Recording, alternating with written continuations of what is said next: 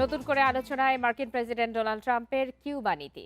বিভিন্ন গণমাধ্যমের দাবি, কিউবার ওপর আরও কঠোর অর্থনৈতিক চাপ ও রাজনৈতিক কৌশলের পরিকল্পনা করছে ট্রাম্প প্রশাসন। এমনকি সম্ভাব্য সামরিক অভিযানের কথাও ভাবা হচ্ছে। একই সাথে সাবেক নেতা রাউল কাস্ট্রোর নাতির সঙ্গে যোগাযোগও করছে ওয়াশিংটন।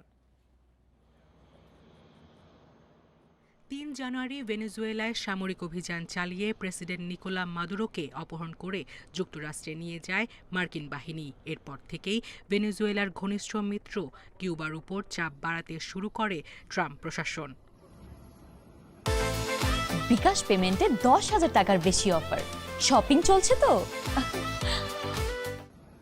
কিউবায় ভেনেজুয়েলায় তেল সরবরাহ বন্ধ করা হয়। এমনকি কিউবায় তেল বিক্রি বা সরবরাহ করলে সংশ্লিষ্ট দেশগুলোর উপর শাস্তিমূলক শুল্ক আরোপের হুমকিও দেন মার্কিন প্রেসিডেন্ট। সম্প্রতি ডোনাল্ড ট্রাম্প দাবি করেন কিউবার সরকার ভেঙে পড়ার মুখে। প্রয়োজনে কিউবার প্রেসিডেন্ট মিগেল দিয়াজ কানেলকে আটক করার মতো অভিযান চালানোরও ইঙ্গিত দেন তিনি। রুশ গণমাধ্যম আরটি জানিয়েছে, হাভানায় রাজনৈতিক পরিবর্তনের লক্ষ্যেই কিউবার উপর অর্থনৈতিক চাপ বাড়াচ্ছে ওয়াশিংটন। এ বিষয়ে কিউবার সাবেক নেতা রাউল কাস্ত্রোর নাতির সঙ্গে যোগাযোগও রাখছেন মার্কিন পররাষ্ট্রমন্ত্রী মার্কো রুবিও। বিশ্লেষকদের মতে, ভেনেজুয়েলার মতো কিউবাতেও যুক্তরাষ্ট্রপন্থী নতুন নেতৃত্ব খোঁজার চেষ্টা চলছে। ১৯৬১ সালের ব্যর্থ বে অফ পিগস অভিযানের পর থেকেই যুক্তরাষ্ট্র কিউবার সম্পর্কে টানাপোড়েন চলছে, যা আজও মার্কিন অভ্যন্তরীণ রাজনীতির কারণে টিকে আছে।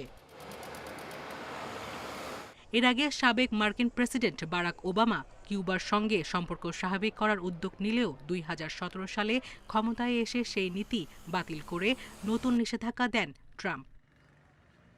বিশেষজ্ঞদের মতে, যুক্তরাষ্ট্রের রাজনীতিতে কিউবা ইস্যু এখনও গুরুত্বপূর্ণ। ফ্লোরিডার কিউবান অভিবাসী ভোটারদের প্রভাব ও অতীতের ইতিহাস এই বিরোধকে দীর্ঘস্থায়ী করেছে।